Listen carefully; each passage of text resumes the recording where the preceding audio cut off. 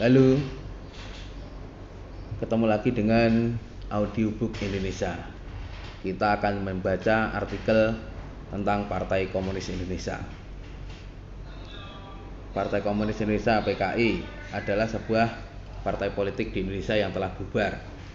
PKI adalah partai komunis non penguasa terbesar di dunia setelah Uni Soviet dan Tiongkok, yang pada akhirnya dihancurkan pada tahun 1965 dan dinyatakan sebagai partai terlarang pada tahun berikutnya.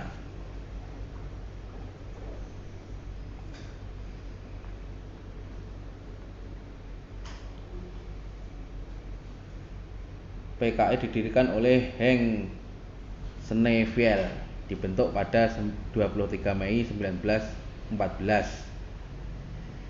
dibubarkan 12 Maret 1966.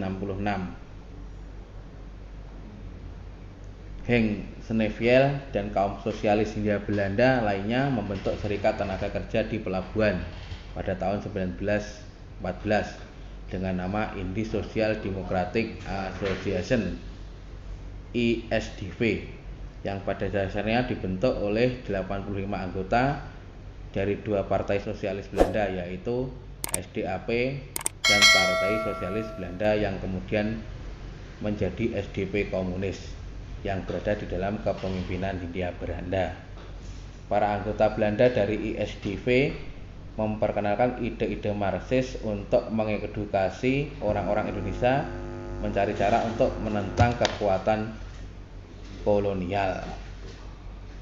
Pada Oktober 1915, ISDV mulai aktif dalam menerbitkan surat kabar berbahasa Belanda, Het Vrije Woord, kata yang merdeka. Editornya adalah Abdul Bars. Pada saat pembentukannya, ISDV tidak menuntut kemerdekaan untuk Indonesia. Pada saat itu ISDV mempunyai sekitar 100 orang anggota, dan dari semuanya hanya 3 yang merupakan warga pribumi Indonesia. Namun partai ini dengan cepat berkembang menjadi radikal dan anti kapitalis. Perubahan terjadi ketika Sneveld memindahkan markas mereka dari Surabaya ke Semarang dan menarik banyak penduduk asli dari berbagai elemen seperti agamawan, nasionalis, dan aktivis gerakan lainnya yang akhir-akhir ini sedang tumbuh di Hindia Belanda sejak tahun 1900, sejak tahun 1900 maksudnya. Di bawah pimpinan Sneveld, partai ini merasa tidak puas dengan kepemimpinan SDAP di Belanda dan menjauhkan diri dari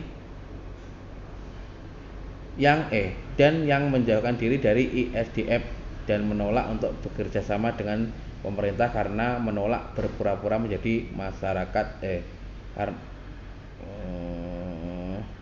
dan menjauhkan diri dari ISDV dan menolak untuk bekerja sama dengan pemerintah karena menolak berpura-pura menjadi Dewan Masyarakat. Pada tahun 1917, kelompok reformis dari ISDV memisahkan diri dan membentuk partai sendiri dengan nama Partai Demokrat Sosial Hindia.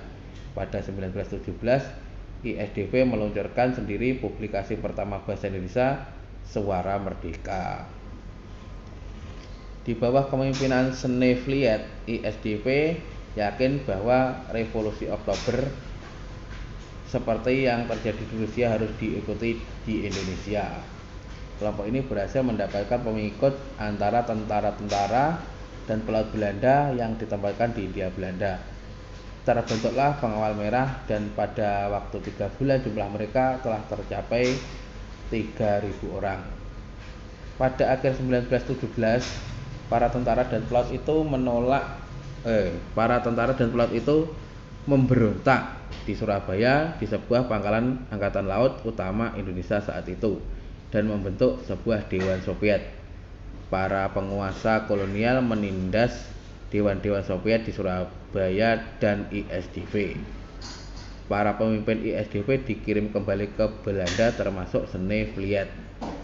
Para pemimpin pemberontakan dari kalangan militer Belanda dijatuhi hukuman kurungan hingga 40 tahun. Sementara itu, ISDV membentuk blok dengan organisasi anti-kolonialis Syarikat Islam. Banyak anggota SI seperti di Surabaya, Semaun, dan Darsono dari Solo tertarik dengan ide-ide Snevliet. Sebagai hasil dari strategi Snevliet akan blok dalam, banyak anggota Syarikat Islam dibujuk untuk mendirikan revolusioneris yang lebih dalam, Marxis didominasi Syarikat Rakyat. ISDV terus bekerja secara klandestin. Saya tidak tahu itu klandestin itu apa. Meluncurkan publikasi lain, Suara Rakyat. Setelah kepergian paksa beberapa kader Belanda dalam kombinasi dengan pekerjaan di dalam Syarikat Islam, keanggotaan telah berpindah dari mayoritas Belanda ke mayoritas Indonesia. Pada 1919 hanya memiliki 25 anggota Belanda dan total anggota yang kurang dari total anggota yang kurang dari 400.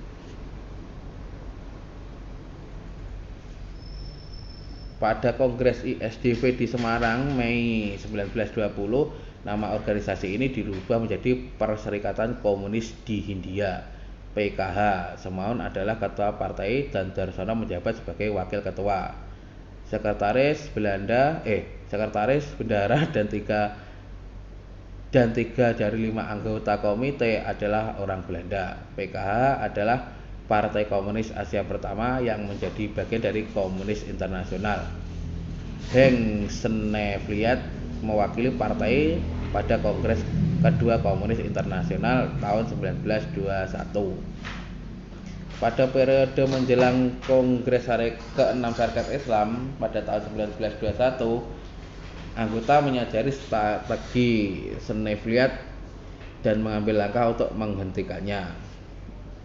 Agus Salim, sekretaris organisasi, memperkenalkan sebuah gerakan yang melarang anggota SI memegang keanggotaan dan gelar ganda dari pihak di kancah perjuangan pergerakan Indonesia. Keputusan ini tersebut tentu saja membuat para anggota komunis kecewa dan keluar dari partai, seperti Tan Malaka dan Semaun yang juga keluar dari gerakan karena kecewa, untuk kemudian mengubah taktik dalam perjuangan pergerakan Indonesia. Pada saat yang sama, pemerintah kolonial Belanda menyerukan tentang pembatasan kegiatan politik, dan Syarikat Islam memutuskan untuk lebih fokus pada urusan agama, meninggalkan komunis sebagai satu-satunya organisasi nasionalis yang aktif. Bersama Semaun yang berada di Moskow untuk menghadiri Far Eastern Labor Conference pada awal tahun 1922, Tan Malaka mencoba untuk mengubah pemogokan terhadap pekerja pegadaian pemerintah menjadi pemogokan nasional yang mencakup semua serikat buruh Indonesia. Hal ini ternyata gagal. Tan Malaka ditangkap dan diberi pilihan antara pengasingan internal atau eksternal. Ia memilih yang terakhir dan berangkat ke Rusia. Pada Mei tahun 1922, Semaun kembali setelah 7 bulan di Rusia dan mulai mengatur semua serikat buruh dalam satu organisasi.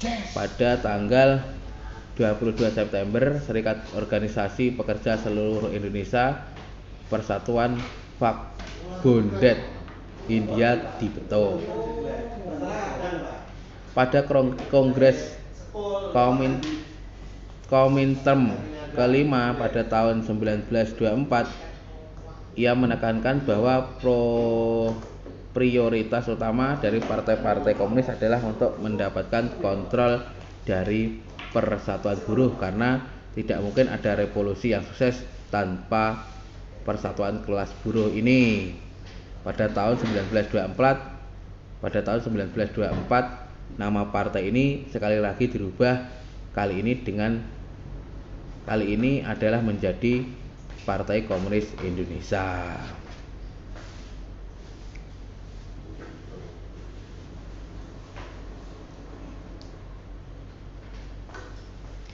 Pada Mei 1925, Komite Eksek dari Komintern dalam rapat pleno memerintahkan komunis di Indonesia untuk membentuk sebuah front anti-imperialisme bersatu dengan organisasi nasionalis non-komunis. Tetapi unsur-unsur ekstremis didominasi oleh Alimin dan Musso menyerukan revolusi untuk menggulingkan pemerintah kolonial Belanda. Dalam sebuah konferensi di Prambanan, Jawa Tengah, Serikat Buruh Perdagangan yang dikontrol oleh komunis memutuskan revolusi akan dimulai dengan pemogokan para pekerja buruh kereta api yang akan menjadi sinyal pemogokan yang lebih umum dan luas untuk kemudian revolusi akan bisa dimulai. Hal ini akan mengarah pada PKI yang akan menggantikan pemerintah kolonial. Pada November 1926, PKI memimpin pemberontakan melawan pemerintah kolonial di Jawa Barat dan Sumatera Barat. PKI mengumumkan terbentuknya sebuah republik bersama Alimin. Musso yang merupakan salah satu pemimpin PKI di era tersebut sedang tidak berada di Indonesia. Ia sedang melakukan pembicaraan dengan Tan Malaka yang tidak setuju dengan langkah pemberontakan tersebut. Pemberontakan ini akhirnya dihancurkan dengan brutal oleh penguasa kolonial. Ribuan orang dibunuh dan sekitar 13.000 ditahan, 4.500 dipenjara, dan 1.308 yang umumnya kader-kader PKI diasingkan. 223 dikirim ke Bovendigul, sebuah kamp tahanan di Papua. Beberapa orang meninggal dalam tahanan. Banyak aktivis non-komunis yang juga menjadi sasaran pemerintah kolonial dengan alasan menindas pemberontakan kaum komunis. Pada 1927, PKI dinyatakan terlarang oleh pemerintah Belanda. Oleh karena itu, PKI kemudian bergerak di bawah tanah.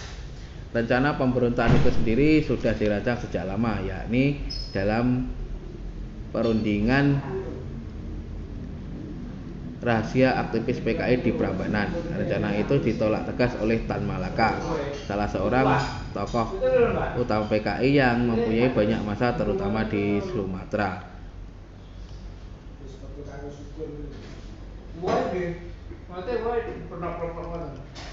Tan Malaka memprediksi bahwa pemberontakan akan gagal karena menurutnya basis kaum proletar Indonesia adalah rakyat petani, bukan buruh seperti di Uni Soviet. Penolakan tersebut membuat Tan Malaka dicap sebagai pengikut Leon Trotsky yang juga sebagai tokoh sentral perjuangan revolusi Rusia. Walau begitu,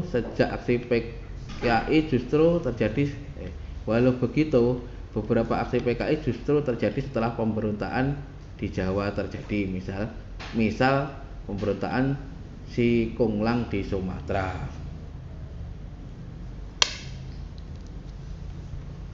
Pada awal pelarangan ini, PKI berusaha tidak menodongkan diri, terutama karena banyak dari pemimpinnya yang dipenjarakan. Pada 1935, pemimpin PKI Musso kembali dari pengasingan dari Moskwa, Uni Soviet, untuk menata kembali PKI dalam gerakannya di bawah tanah.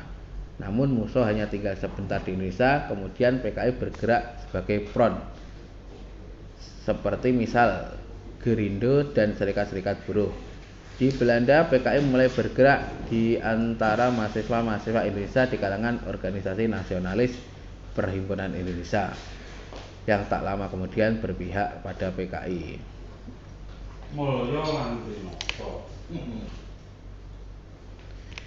PKI muncul kembali di panggung politik setelah Jepang menyerah pada tahun 1945 dan secara aktif mengambil bagian dalam perjuangan kemerdekaan di Belanda. Banyak unit bersenjata di bawah kontrol dan pengaruh PKI. Meski milisi PKI memainkan peran penting dalam memerangi Belanda, Presiden Soekarno khawatir karena semakin kuatnya pengaruh PKI akhirnya akan mengancam posisinya. Selain itu, pertumbuhan PKI bermasalah sektor sayap kanan. Selain itu, pertumbuhan PKI bermasalah. Sektor sayap kanan lebih dari pemerintah Indonesia serta beberapa kekuatan asing, khususnya semangat penuh anti komunis dari Amerika Serikat. Dengan demikian, hubungan PKI dan kekuatan lain yang juga berjuang untuk kemerdekaan pada umumnya berjalan sengit.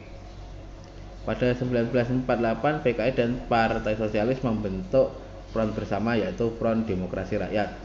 Front ini tidak bertahan lama, tapi Partai Sosialis kemudian bergabung dengan PKI. Pada saat itu milisi Pesindo berada di bawah kendali PKI. Pada tanggal 19 Agustus 1948, Musso kembali ke Jakarta setelah 12 tahun di Uni Soviet. Politbiro PKI direkonstruksi termasuk Aidit Lukman Nyoto. Pada 5 September 1948, dia memberi pidato anjuran agar Indonesia merapat pada Uni Soviet, dan anjuran itu berujung pada peristiwa pemberontakan PKI di Madiun, Jawa Timur. Setelah penandatanganan perjanjian Renville pada tahun 1948, hasil kesepakatan perundingan Renville menganggap menguntungkan posisi Belanda.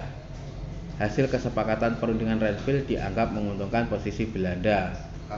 Sebaliknya, Indonesia menjadi pihak yang dirugikan dan semakin sempit wilayah yang dimiliki. Banyak unit bersenjata dari Partai Republik ditarik dari zona konflik.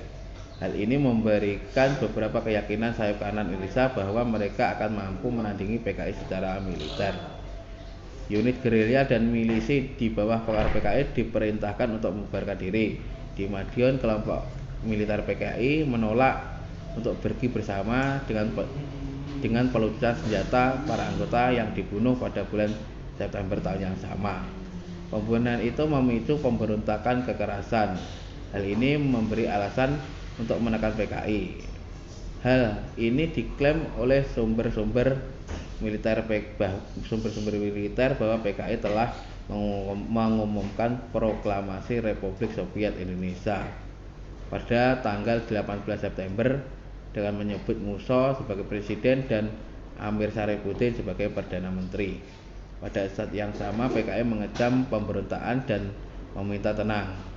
Pada 30 September, Madiun diambil alih oleh TNI dari divisi Siliwangi. Ribuan kader partai terbunuh dan 36.000 dipenjara.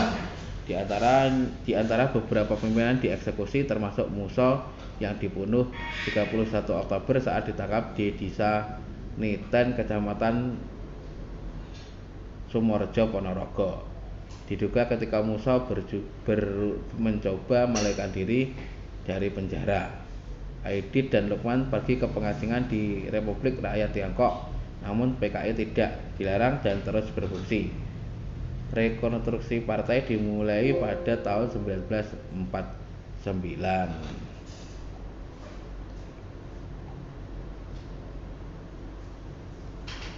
Pada 1950, PKI mulai kembali kegiatan penerbitannya dengan organ-organ utama yaitu Harian Rakyat dan Bintang Merah.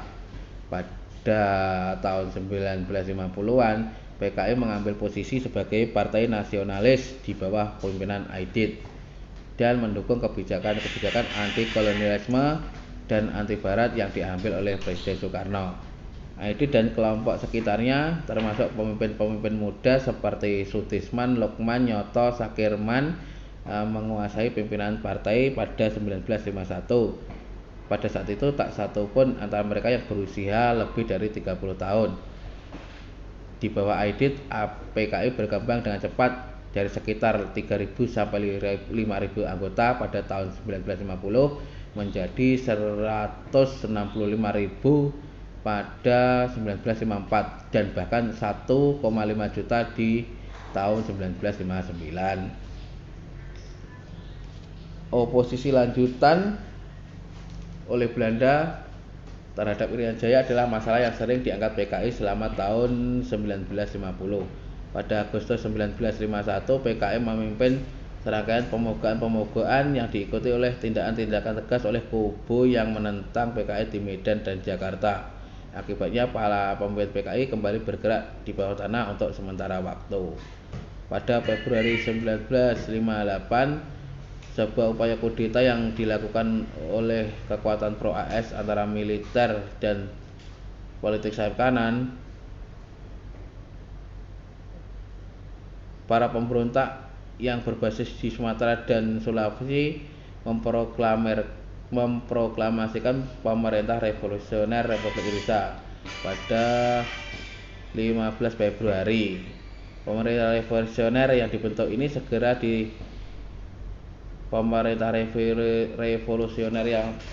segera mulai menangkap ribuan anggota PKI di daerah di bawah kendali mereka.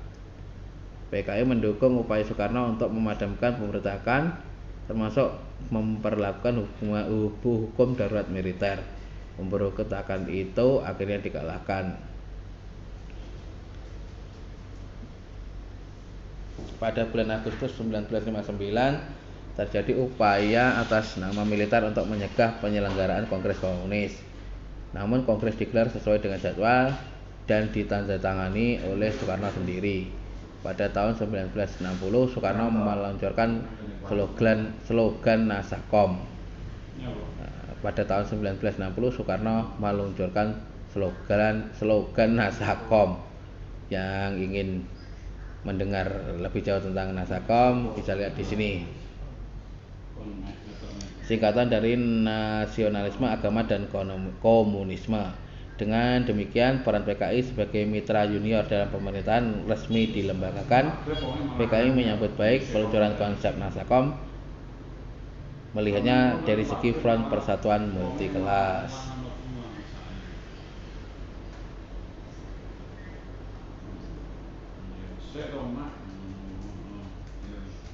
Sebelum pemilihan tahun 1955, PKI disukai Soekarno dengan rencana demokrasi terpimpin yang merupakan pendukung aktif Soekarno pada pemilu 1955. PKI menempati tempat keempat dengan 16% dari keseluruhan suara.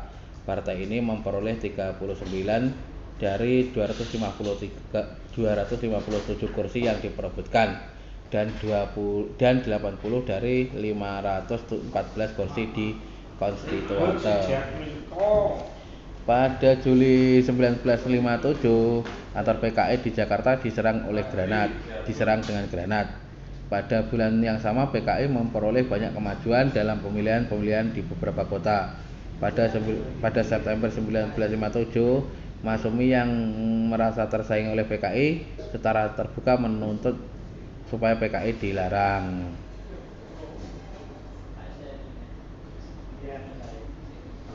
Pada 3 Desember 1957, Serikat Buruh yang pada umumnya berada di bawah pengaruh PKI menguasai perusahaan-perusahaan milik Belanda. Penguasaan ini merintis sosial nasionalisme perusahaan-perusahaan yang dimiliki oleh asing.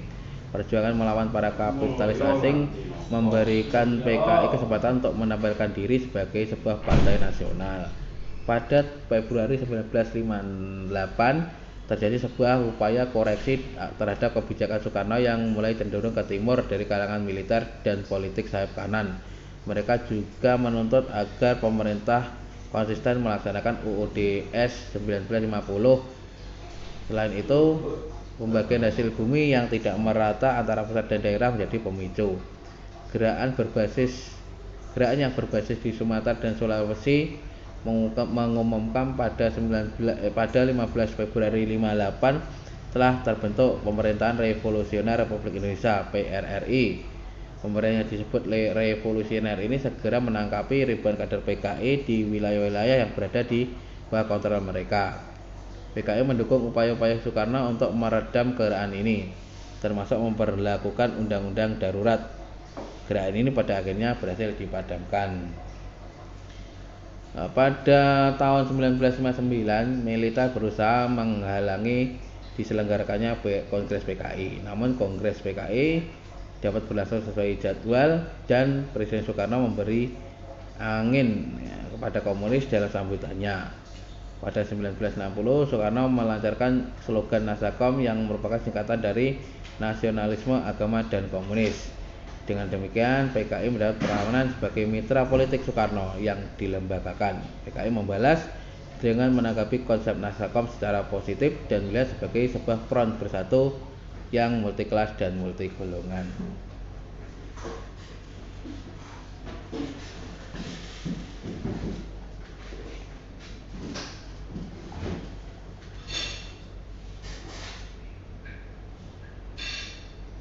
Berlanjut di video selanjutnya, sesi selanjutnya. Terima kasih.